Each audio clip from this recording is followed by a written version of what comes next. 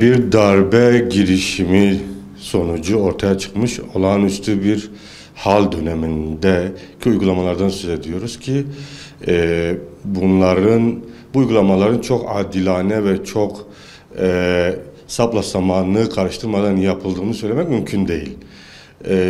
Yani şunu dışarıdan gözlemleyen biri olarak söylüyorum. Tabii gerekli bilgi ve belgelerin yetkili kişilerde olduğunu düşünerek bir toplumsal gözlem yaparak söyleyebilirim.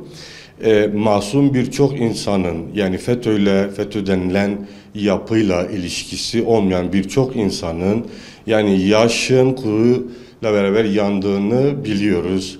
Hem toplumda tanıdığımız insanlar hem de medyada okuduğumuz, izlediğimiz kadarıyla birçok masum insanın bu tür uygulamalar sonucu mağdur edildiğini, fakat bu mağduriyetlerin giderilmesinin bu mağduriyetler kadar hızlı olmadığını da görüyoruz. Yani görevden alınmış, cezaevine konulmuş birçok insanın mağduriyetlerinin giderilmesi çok daha yavaş, çok daha geç işleyen bir süreç sonucunda adaletin yerini bulduğunu görüyoruz.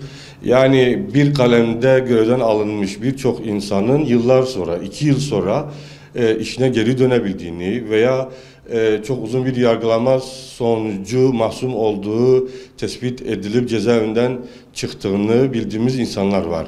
Bu mağduriyetler insanların adalete olan güvenini hem sarsar hem de toplumsal yaralar açar. Yani bu toplumsal yaralar ailelerin bölünmeleri, ailelerin çocukların mağduriyeti ile çok derin yaralara sebep olur.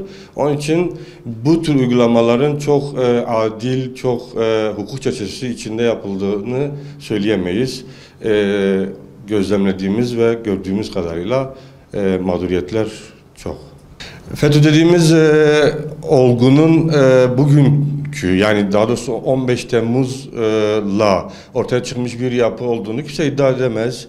10 yıllar önce, 40 yıldır var olan ve yasal düzlemde faaliyet gösteren bir yapının eğitim kurumlarından tutun her türlü kurum ve kuruluşunun olduğunu bildiğimiz bir yapı ve bu yapılarda çalışan, evet, yani eğitim kurumlarında, diğer birçok farklı sektördeki kurumlarında çalışan insanlar olmuştur.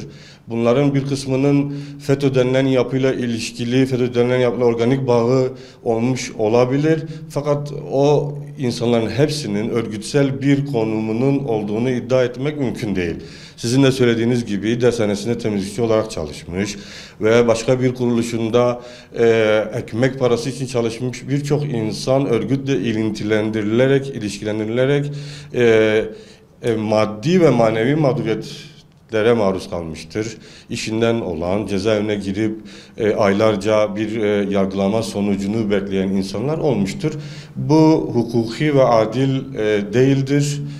Çünkü çok büyük bir yapıdan, devasa bir yapıdan söz ediliyor ve bu yapıyla ilişkili olan insanların tespitinin ve bunların yargılanmasının çok uzun, çok detaylı, çok hassas bir şekilde yapılması gerektiğini herkes kabul edecektir.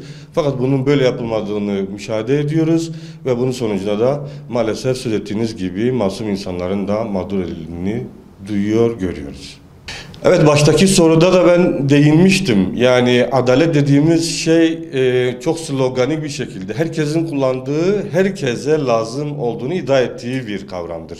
Yani hepimiz söylüyoruz, adalet herkese lazımdır.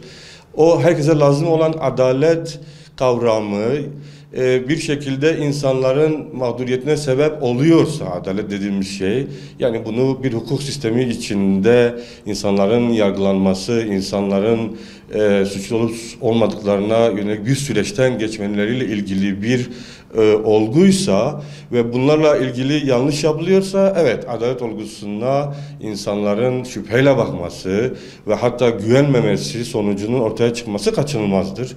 Ki biraz önce saydığımız sebeplerden dolayı bu adalet dediğimiz adalet olgusu, herkese lazım olan şeyin maalesef zedelendiğini ve toplumsal bir güvensizliğin oluştuğunu görmekteyiz.